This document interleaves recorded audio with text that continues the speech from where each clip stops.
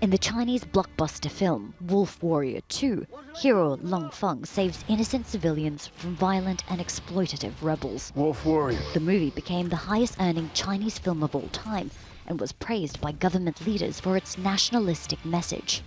The term Wolf Warrior is now being used to describe China's increasingly confrontational approach to foreign policy. Wolf Warrior diplomacy is this label that's given to this whole new class of Chinese diplomats who are acting in a much more assertive and sometimes even kind of offensive way around the world.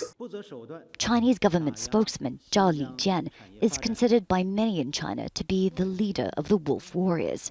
The United States is sick, very sick.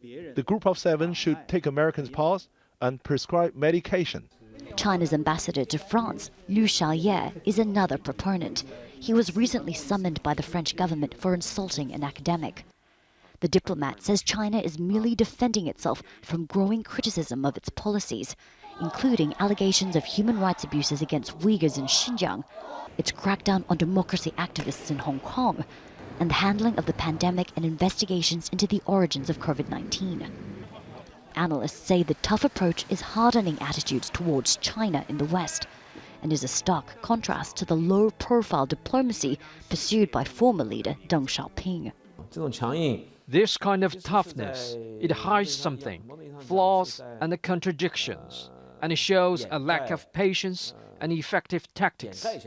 All that's left is threats. President Xi Jinping says China is locked in a global war for public opinion. He's called on officials here to promote an image of China which is credible, lovable, and respectable. But at the same time, the leader has also called on diplomats to display a so-called fighting spirit in the face of international backlash. A backlash which he believes is intended to contain China's rise. There's that new confidence.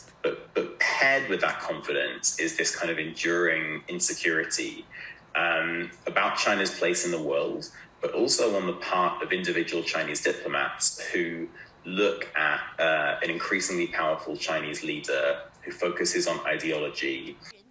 In the lead-up to the Chinese Communist Party's 100-year anniversary, Beijing is working hard to send one message. China's time has arrived, whether the world chooses to accept it or not. Katrina Yu, Al Jazeera, Beijing.